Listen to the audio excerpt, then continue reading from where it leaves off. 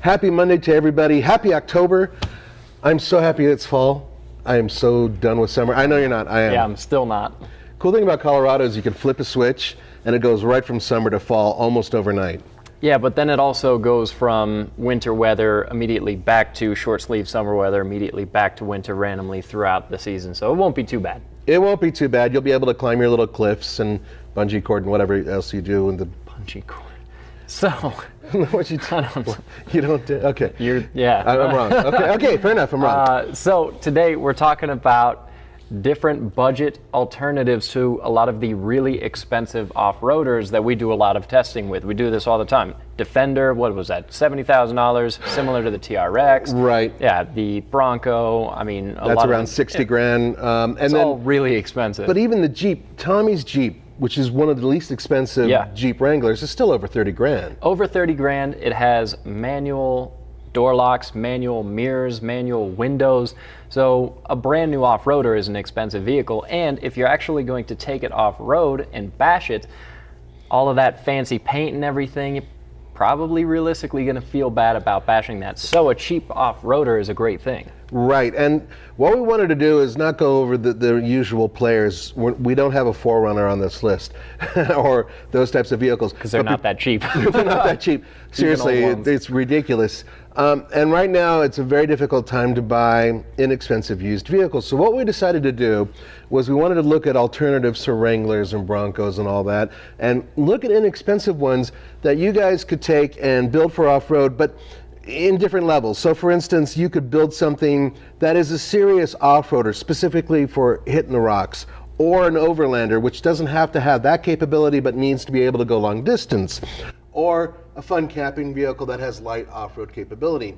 And plus, what we decided to do is have a budget of $10,000 or less, being realistic. And the whole reason we're doing this is because, and we're going to talk about this later too, we recently did a video series, a huge one, and we're now up to, we just passed episode 2 for, remember the name of it? For a few bucks less. For a few bucks less. As I do remember. Yes, yes. No payment needed for a few bucks less. And that's where Tommy, Andre, and I have $2,500 each to go buy somewhat capable off-road vehicles, or in this case, not very capable off-road vehicles, and basically get them to an extreme off-road area and everything in between. So the last episode we just had, we took them over to Toby's garage. Toby's our man, and he looked at all the vehicles and pointed out things that need to be fixed, or things that perhaps need to be fixed right now. I won't go into any spoilers, but I can say that this upcoming Sunday, that's when we start doing some off-roading. Yeah, there's a lot more episodes coming on that series. So again, it's something that's fresh in our minds. We do lots of off-roading, ideally with cheaper vehicles. And actually, Nathan and I love budget off-roaders ourselves. We both daily drive budget older off-roaders. You've got a Montero. Yep.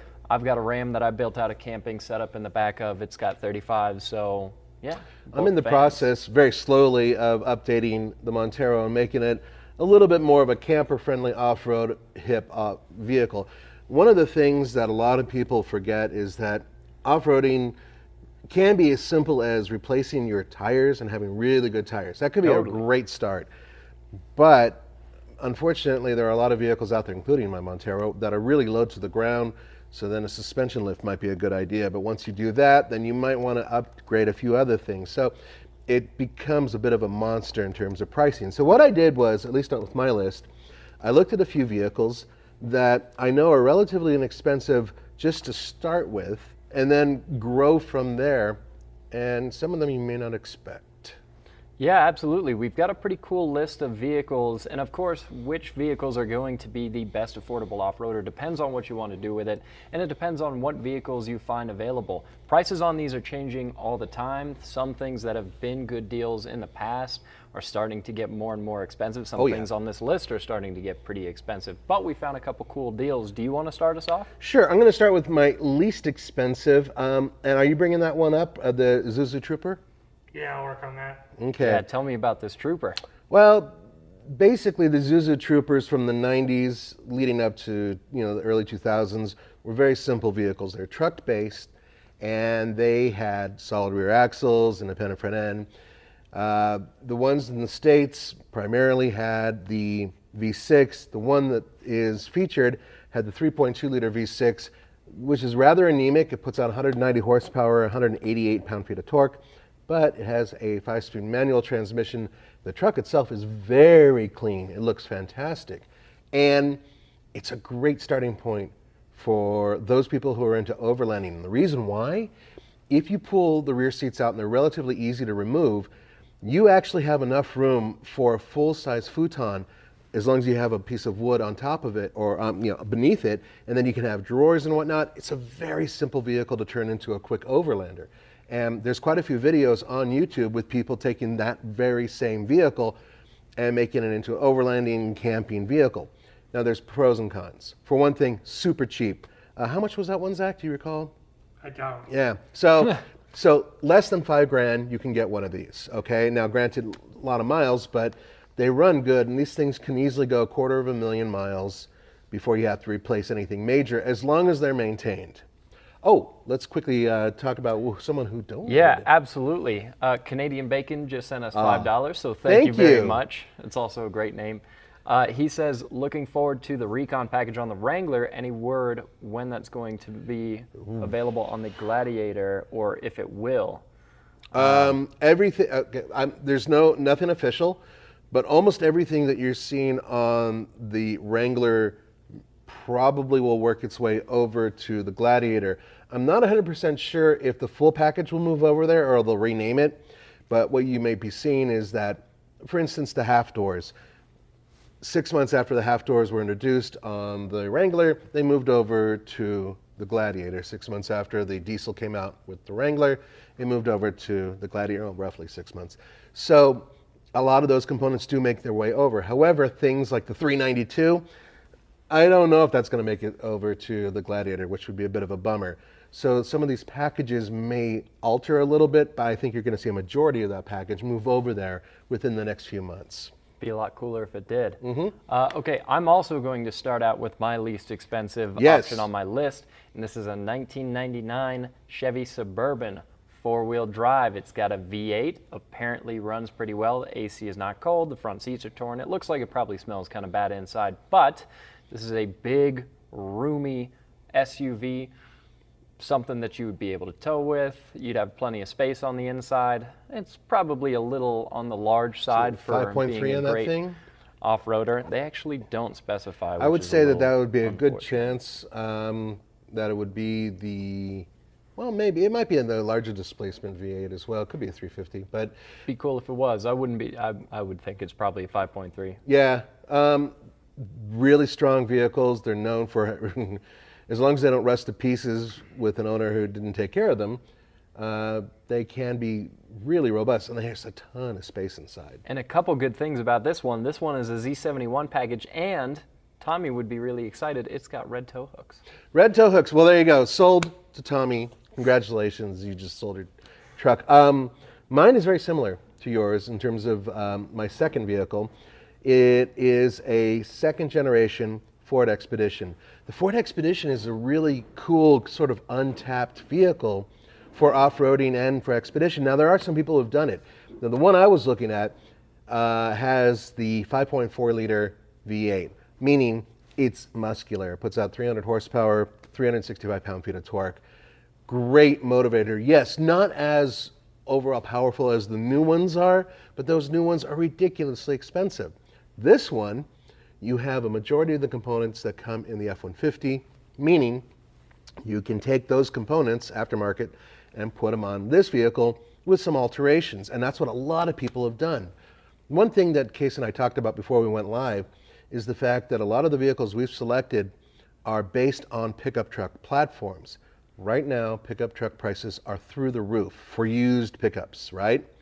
These SUVs, which are based on these pickup trucks, are a lot less expensive by and large. So, yeah, this Expedition could be potentially very cool. What's up, Zach? A couple points to clarify. Dan Atkinson, who's with us on the show, as always. Hi, Dan. Asked, what's TFL's idea of a budget? Less than 10K. All of these are under $5,000. No, under All under of them are 10. under 10, yeah. Yeah, under 10. So, for instance, the Trooper that I was looking at is under 5, I believe. So was the how much was that Suburban you looked at? $3,250. $3,250. The Expedition that I'm talking about, I think, is around 7. And then you have your next vehicle, which we're about to talk about in a minute. So yeah, we're trying to kind of aim at different levels in terms of affordability. And as far as I can tell, in terms of what we looked at the listings, all of them say they run well. Yep. So that's kind of where we're going with this. One other question was, why is the Suburban and not a smaller, shorter wheelbase Tahoe? Yeah, I mean, Suburban versus Tahoe. Price, we were trying to keep within a budget. So, Tahoes are more valuable. And the Suburban is what popped up for a really good price. It would also be roomier on the inside, which is nice. Yep. Probably wouldn't have any better of a breakover angle, granted, but at the same time, it depends on how serious of off-roading you're going to be doing. I think a Suburban would be able to get to a lot of places that people want to go camp, overland, anything along those lines. Yeah, and once again, we are talking about keeping within a budget. And the Tahoe is just, in general, worth more later on. More people want them. They're a smaller, a little bit more maneuverable, vehicle to own. So there's that. Why don't you go on to your next vehicle? Yes, this is my favorite one that we're going to discuss. This is a Cherokee XJ, super clean one for $6,000, 133,000 miles, and an impeccably clean interior and exterior. This one doesn't look like it smells bad at all, which is really great. That helps. Apparently, the current owner of this XJ is the son of its original owner, so knows exactly where it's been, family vehicle. That's great. And the 4 liters in Cherokees are super solid, reliable engines. Cherokee XJs are great off-roaders. They made them for a long, long time. There's tons of parts out there. You can find a Cherokee XJ all over the place, and even with as crazy as the market has been getting, you can still easily find a Cherokee that's clean and nice and runs well for less than $10,000. That's correct. Now, bear in mind, Tommy had one of these that was similar, but his was actually, I think, more of the luxury edition of it. I forgot the designation. It was a Laredo. It was a Laredo, that's right. So, and his was super clean. This one is manual, right? No, actually, sadly, this one is both 4-door and automatic. If I had my choice, I would love to have a 2-door manual, but again, the price. 2-doors are really hard to find, and I've heard some weird things about the 2-doors. Some people say that the hinges have issues and the doors stop lining up right. I've never seen that myself. But That's one of the what I things about the Cherokee, which is fantastic, is that solid front and rear axles. So right out of the box, you already have pretty good articulation, really good ground clearance. So you have a good off-roader, even the base model. And then from there, aftermarket components, there are tons of them. So even though this isn't a pickup truck-based vehicle per se, although it does have a cousin, which is the Comanche, it still has great potential and a great starter vehicle for off-roaders. Anything, Zach? There are a few people mentioning Toyota 4Runners, of course, and well, no wonder that got your attention. yeah, I didn't want to put in any of those on here because I'd be a little biased, but it is really hard to find one of those. 4Runners are kind of expensive. Great deal. Yeah, especially in Colorado, 4Runners are. They hold their value. Even 4Runners first and second generation 4Runners, if they're half clean, have 500,000 miles on them to be affordable. Dan Atkinson also said, I have to give a shout out to this because I also own one of these. A manual transmission equipped first gen Explorer. I had a 2-door. Yeah, well, I think manual transmission is the only way the 2-doors can, or sorry, the other way around. 2-doors you could only get the manual transmission with the 2-door, I think. You could also get the manual transmission with the 4-doors. You could get them with the 4-door. Some trims, yeah. Oh, okay, I wasn't sure about that. They're an interesting vehicle. It's not my favorite in terms of, I would rather choose the ones that we have on our list rather than that one, to be honest with you. Every time I bring up first-gen Explorer for off-roading, I get shot down every single time. You guys just don't like them. Well, I've had some flaming experience with one of them. And I also had experience with its predecessor, the Bronco 2, which I owned. And that was a very interesting vehicle off-road. Had a lot of potential, though. So let's continue with you got your second, so I go my third, I guess. Yes.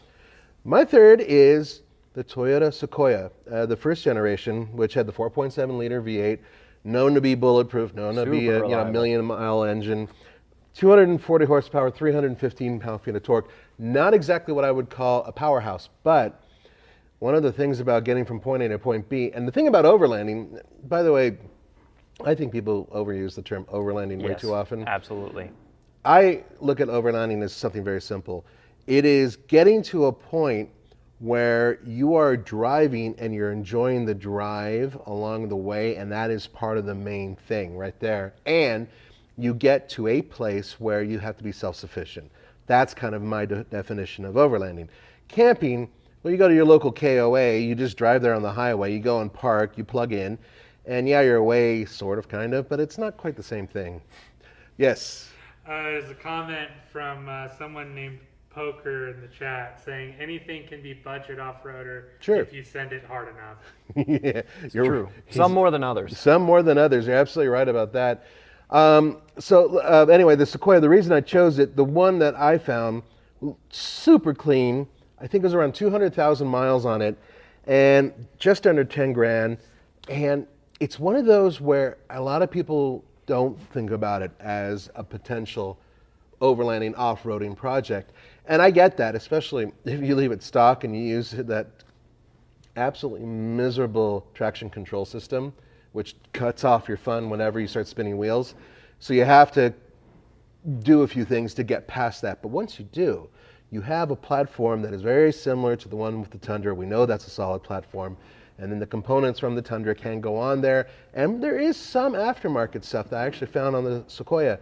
It's an interesting rig. It's a big rig, big enough to live in, nearly as big as the Suburban, not as long. Yeah. And very interesting setup. So I thought that would be an interesting, once again, we're trying not to use the ones that everybody knows about. So that's why we didn't mention the 4Runner, even though now we mentioned it 6 times. And I argued against the Cherokee XJ, but Case just had to have that one. Case wanted that one, he got it. Now let's talk about your last one because it's an interesting choice. Yeah, and I will say before we move on from the Sequoia, I agree they can be built out into really cool off-roaders. I have a buddy that built out a Sequoia. He's got big aggressive tires on it and he lifted it, but the issue with his, and his is also a budget Sequoia, is that it looks like his frame is part of a coral reef. It's about as salty and porous as one. So that's a common problem with a lot of Toyota products too. Did you see underneath the Sequoia that was in the list? Tommy mentioned it. He said almost exactly the same thing you said, that it looked like it belonged in the water. So something to look out for. Yeah, but if you can maintain a good frame, and there was Toyotas that actually had to replace the whole frame on a truck as part of a recall, which was insane. That's a whole different story. No vehicle's perfect. I saw a comment earlier of a guy who has a 4Runner who was telling us that Jeeps are garbage and unreliable, but 4 liters are tough motors, and you can make an argument that Toyotas are very rusty. I like Toyotas a lot. There's actually 2 of them in my driveway right now. Mm-hmm. But his roommates. None of these machines are perfect, but a lot of them are good, including the last one on my list. Yes, which that's a big argument against Toyota. Go for it. All right. Yes. 2004 Xterra with a manual, 4-wheel drive, of course. $6,500, 160,000 miles, and this one looks to be in pretty nice shape, inside and out. Xterras were almost like an unloved child of Nissan. They should have continued it. They didn't, and it's a real shame. That was such a super off-roader. Yes, you could say, well, it's very similar to, once again, the 4Runner. Actually, the 4Runner had a little bit more length to it, and the 4Runner from that period of time is essentially the same 4Runner that they're building right now. The Xterra had a lot of options available for it. Some aftermarket, Cal Mini and a few other guys actually are out there who build really good suspension systems, great upgrades, but the powertrain and everything, even with the base model early ones, was pretty impressive. The later ones with that 4-liter, they were beasts. They didn't get great mileage, but man, they can move. And the best part about it is that they're super affordable. And we actually have a couple videos where we talked to this guy who had a very tastefully upgraded Xterra that was fantastic. Oh, and if you look very carefully, they're hard to find. They actually had a supercharged version of the Xterra that's out there. True. Yeah, but they're not easy to find, especially in good shape. Also, we've got another donation, another $5 from PRZ Out. And he says, love the content. Thanks, guys. Just traded my 2011 Pro 4X for a 2022. Loving it so far, but not a budget off-roader. He says, though, perfect for what he uses it for in New Mexico. New Mexico. I am really curious. At some point in time after you've driven it for, say, a year, drop us a line. Let us know what you think about it. We're very curious to see how those changes affected that vehicle. So it's very cool. Thank you for dropping us a line. That's very cool. And I like the 2022 a lot. It drives really well. Yeah, super quiet, right? Like a vault. Yeah. Really impressed. It rides really smooth. Decent power. Yeah, it's a good truck. Yeah, so we'll see. We're really ticked that Nissan gave us one without a tow hitch. So half of the stuff we do at TFL, we couldn't do with it. Yeah. But that'll change. We're going to probably get our hands on another one in the future. Oh, Andre's going to make it happen. He's going to be knocking down doors. Are you kidding me? He's probably in Tennessee right now, demanding that he gets one. Can you imagine Andre demanding anything? That'd be. I say no. I say no. Sorry. He is working hard on it. I know he is. He doesn't like to hurt people's feelings. All right, that's our list. That's our list. So what do you guys think? I'm curious, other than 4Runner. Somebody said Peel P50. Yeah, Peel P50. Well, hell yeah. Why not, right? Sure. Again, send anything hard enough and it's a good off-roader. So you don't have to worry about maneuverability. Actually, it's a funny thing you mentioned that. Actually, and this will be exactly in your wheelhouse. About 5 years ago, I was at the Overland Expo, and I was hanging out with some guys, and this one dude came up in a Honda 50. Nice. But he had little knobby tires on it. Hell yeah. And he had a tent and a sleeping bag kind of tied to the back. Perfect. He had a saddlebag that he made himself with food things in there. And basically, he's like, yeah, I'm going to do a month. I'm just out of here. When this thing is over, I'm gone for 1 month. Going to hit some fire trails and head, I think he was heading north. And I'm like, that is overlanding. That is the proper attitude. And this he had a little gas can too, which, you can, so it was really cool to see that. And that's how you do it. That's probably one of the best ways to do it. Super maneuverable, very, very easy bike to, fix. You could probably run on kerosene. Yeah. And, he's going to go off into the woods and he's going to have a very small footprint. Nobody's going to even know where he is because he doesn't have a giant SUV knocking down trees as he gets to his camp area. So interesting stuff. I wouldn't do it personally, but I think it's really cool, and I think it's something that you and Alex would dig. It brings up a good point. There's a lot more people moto camping now than there used to be. Oh man, way more. Especially after when COVID kicked in, the whole thing exploded, and a lot of people started grabbing bikes and going off-road. And like you said, bikes very maneuverable, can be really good off-road. Even some of the bigger adventure bikes can do some amazing things when it comes to going over obstacles, despite their massive, massive size and weight for a motorcycle. But bikes are a lot less expensive than your average off-road vehicle with 4 wheels, no matter what it is. And very efficient. Yeah, like you said, small footprint and just boiling things down to only what you need. My man here recently rode a 2-wheel drive electric motorcycle or scooter. That. What would you call it? It's a motorcycle. It's almost the size. Yeah. It was kind of a scooter. At top speed of 30 miles an hour. You wouldn't have to have a motorcycle endorsement to ride it, which is pretty nice. They were street legal. At least the more expensive version of it was street legal. And two-wheel drive on a bike is pretty damn cool. So did you get a chance to really experience the 2-wheel drive on it? I took it over I rode it through a mountain bike park. I don't know. I talked to a guy who looked like he was dressed in pretty official gear, and he said he didn't care if I rode on the mountain bike park, so I did. I rode it over some rocks and over some dirt hills, and it did all right? It was pretty fun, yeah. I liked it. So it's something that we want to get into the studio at some point in time. So Absolutely. So you and Alex can really tear it up. TFL Bike, for those of you who don't know, and TFLbike.com. Alex and Case are pretty much running the show there. Lots of video content, lots of written content. You should check it out. Do we have anything else? Yeah. Oh, there's an active conversation. So, Nathan, you own a Samurai. Owned. He used to. Yeah. And some people are mentioning the more modern version of that, Suzuki. The Jimny. Yeah, I'll get to that in a second. They were mentioning the Chevy/Geo tracker. Yeah, those things are super cheap, but they're really hard to find now. I mean, really hard to find, especially in good condition. But yes, I also did want to segue. I'll put it up on screen. Well, while you're talking, travesty that is the Suzuki Jimny that we don't get in the U.S. and Canada, which is a big mistake, even though Suzuki has no presence, and that makes sense, but still. Yeah, I was really hoping with the popularity of the new Jimny that Suzuki would strike a deal with some other automaker and try to sell them here under a different name or something like that. They've done that before. I mean, they've worked with General Motors. We were talking about the Sidekick and the Tracker and all that.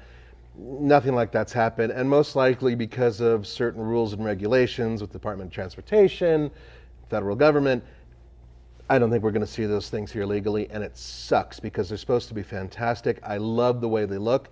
I've seen the interior setup, and it looks great. Essentially, it's the same idea. It's a very simple thing. Little tiny straight axles, little tiny wheels and tires, capable off-road, very lightweight, makes a lot of difference. And these things are supposed to be solid, so. We could definitely use more small off-roaders in the States. Oh, God. Half of our off-road vehicles that you can buy brand new are really, really big and wide. Just look at Tommy's Jeep, which doesn't seem so big, but then when you put it next to, your family's, your old Willys. Oh, yeah. Your family's Willys is exactly the same footprint as the Samurai. Yeah. They're almost identical in terms of size. Oh, yeah. I mean, the CJ2 is the size of a side-by-side. Yeah. It's tiny. Actually, smaller than a lot of side-by-sides. That side-by-side we have in the garage is actually wider. That's 72 inches wide. So, yeah. Oh, go ahead, Zach. One comment from Joey's Cleaning Lady is Suzuki Equator, Nissan Frontier. Yeah. Once again, really good idea. Really hard to find. Every once in a while you'll see them. Just like the Dodge Raider, which, depending on the year, was either a Mitsubishi or Mitsubishi would take the name Raider and it was a Dodge. The point is that those vehicles at one point were worth nothing. They were worth pennies. And now there's so few of them, some people think they're worth some money, and so they're jacking up the price. But you're absolutely right. The Equator, they only built those for like 2 years. That was, do you know what the Equator was? No, I have no idea. So it's a Nissan Frontier. Oh, okay. But with Suzuki badging. That's basically what it was. Oh, you know what? I actually didn't. You may have seen Were those ever in the U.S.? Yeah. I want to say there might actually have been one of those at the end of my street not too long ago. I'm going to try and snap a picture of that. That'd be really cool because they're rare. I remember seeing a Suzuki branded truck and it kind of making me turn my head. Yeah, they only built them in the States for a couple of years. Suzuki wanted a larger footprint. They tried with that, did not succeed. They did not sell very many of them. The same goes for a lot of other components. Suzuki just had such an unfortunate last few years in the United States, and a lot of that had to do with their management, which completely sucked. But that's a whole different story. That's a whole different video. And yes, I am a Suzuki fanboy. I fully admit it. No, they don't pay me because they're not here. So, and even if they were, they wouldn't be able to afford to pay me anything. They actually, Suzuki worldwide, they still have a huge footprint, but just not. It just didn't work here, which is such a shame. So, speaking of the Samurai, that is not my first choice for an overlanding vehicle or a camping vehicle for that matter. Not just because I'm a big fat guy who fitting inside of one of those is not like very comfortable, and it's not, but because you can't hold a lot. The range wasn't fantastic. You'd have to have some jerry cans. You'd have to. So you'd have to build out to do that. You would add weight. The biggest advantage that vehicle has is its size and its weight. And it scampers around obstacles, and it can scamper over obstacles, weight issue. So when you start adding stuff, and I've seen guys who turn these things into 5,000-pound monsters. I kid you not, with big lifts and giant tires and suspensions. Yikes. You suddenly, you basically have killed all of the advantage, and you've also killed your range. And yes, I know a lot of guys do the 1.6 liter swap. Had I kept it, I would have probably done that because it needed more power. Especially at altitude, hauling uphill, steep just grades. On the highway, I could never maintain the speed limit, especially up here. We get 75 miles per hour right down the road from us. And no way, even at sea level, I don't think it would be able to do that. No. Oh, man. Probably not. That was rough. What's up, Zach? There are plenty of other mentions. The Subaru Baja. Actually, not such a bad idea. Tommy loves the Baja. Yeah, we were talking about maybe buying one at some point in time. Roman laughed at me, and then when Tommy said it was okay, then who knows? The Baja, first of all, a couple different flavors. They had a turbo, they're really hard to get with low mileage. The turbo with the 5-speed, even better because that's basically a WRX.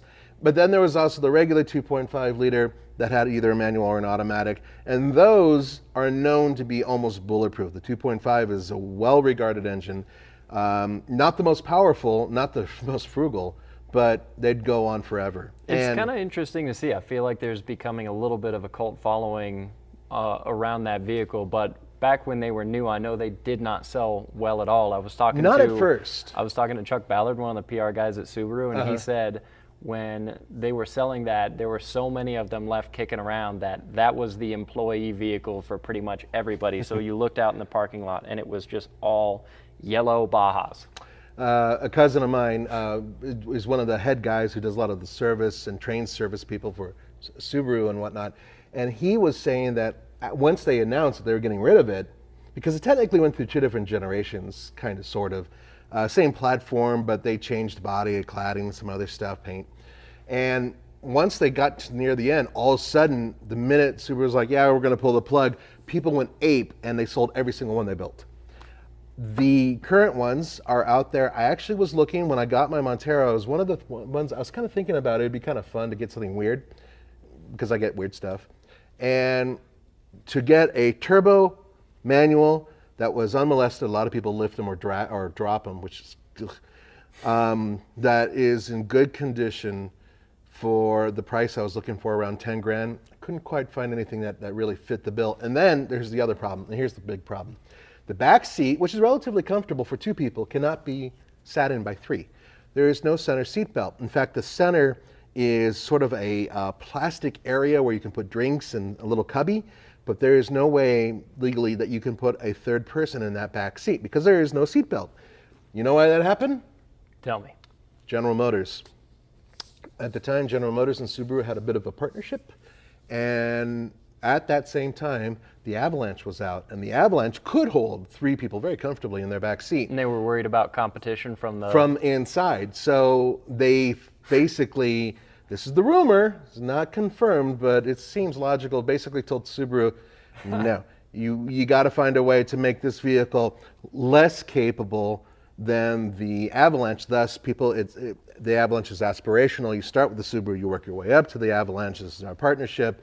There's nothing but love going on. We're holding hands, and we're going to really screw up your country or your company by making you build Saabs. But that's a whole different story. So that was something. Yeah. Oh, money. Oh, let's talk. Yeah, money. We got money from Ethan Dearborn. Donated $2. Thank you, Ethan. Thank you. He says you should do a budget vehicle stopping contest. So I wonder if he means braking distance. Oh, that would be a really good idea. We can't do it with the current batch because that's all been filmed when we're talking about our new video series that has just hit.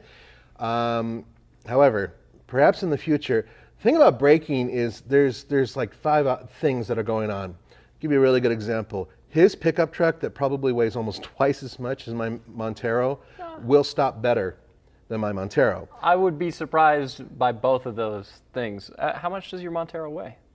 Just under 5,000 pounds. Oh, mine is literally like 6,300 pounds. And it also... With all the stuff you have in the back? It stops horribly.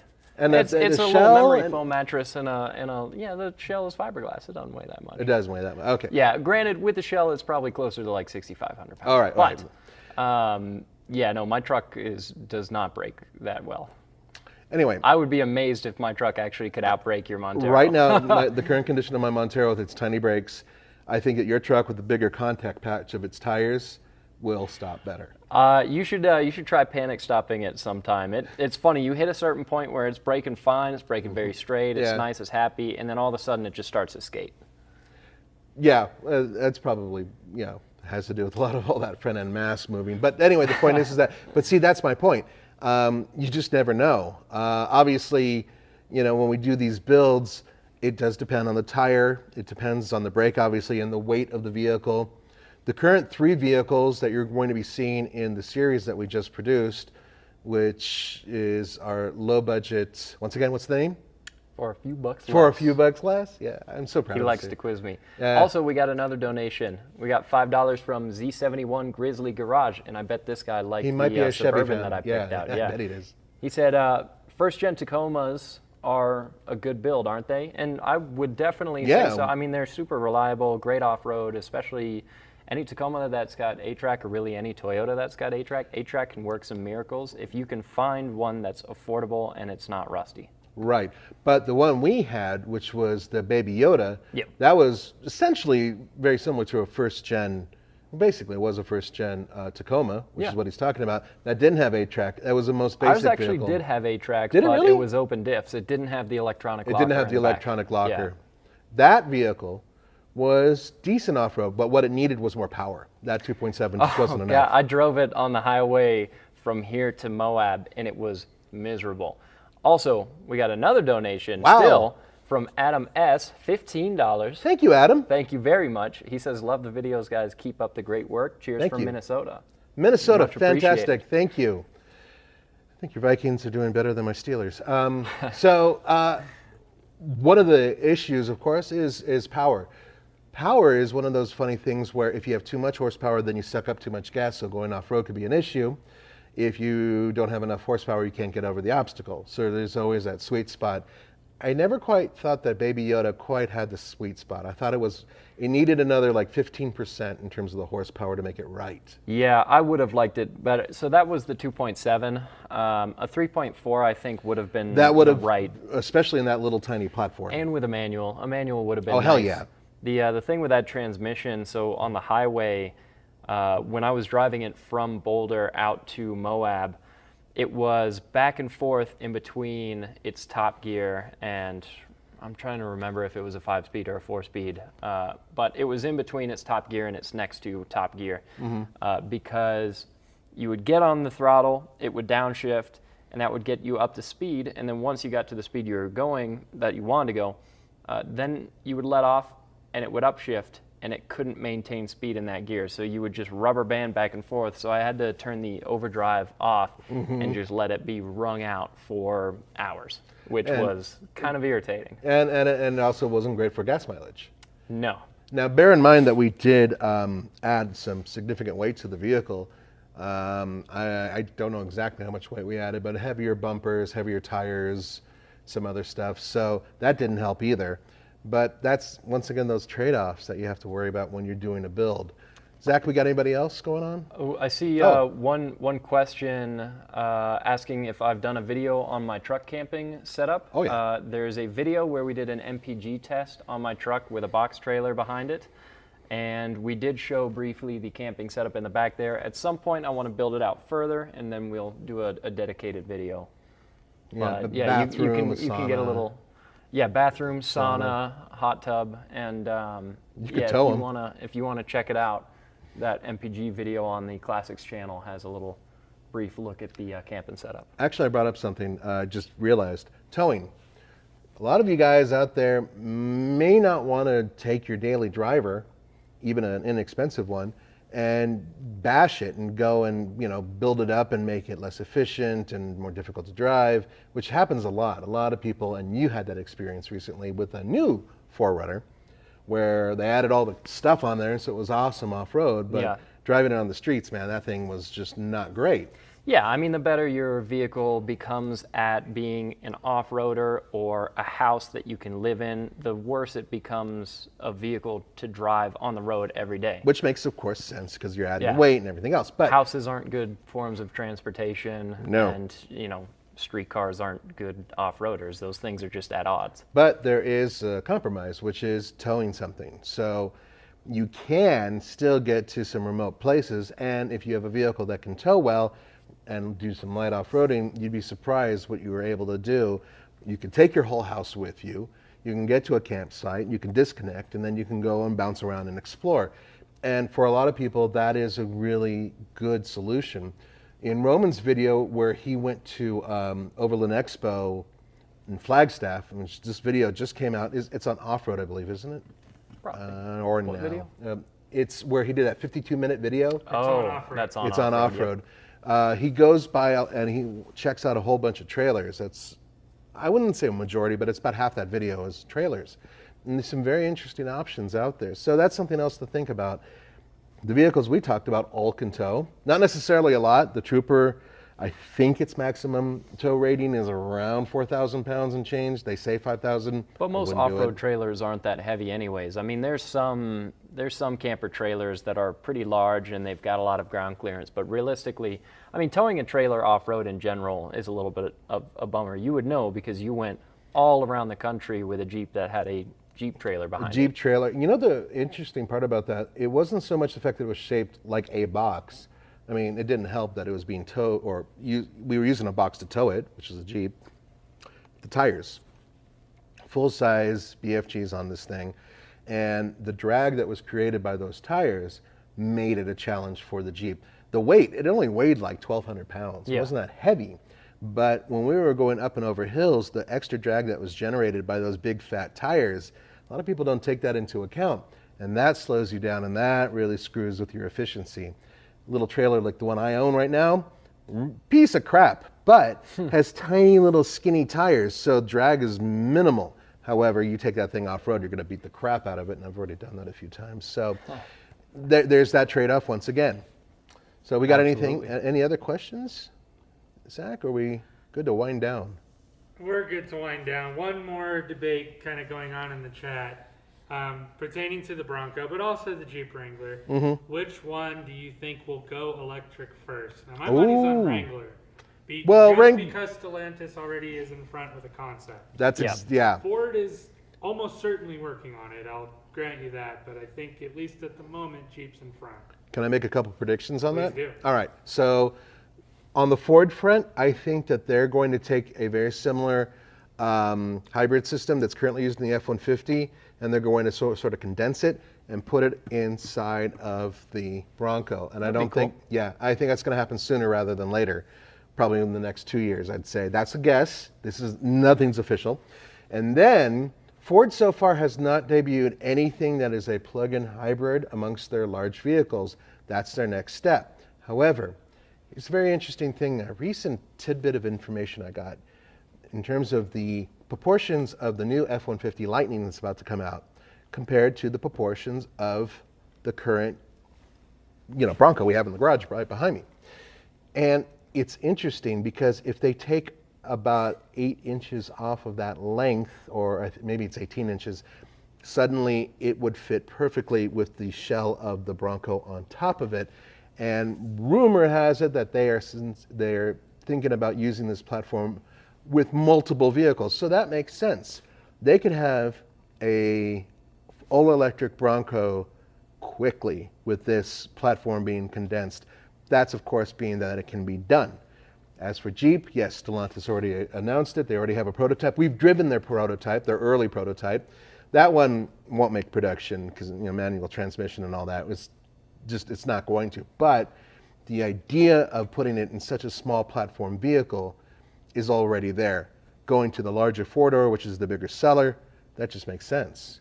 Easier to put the batteries on and everything else. So the question is, how are they going to do it in a cost-effective way where an electric Jeep or an electric Bronco won't cost you $150,000? That's the big question. So once again, this is all theory. I've got nothing concrete on this right now.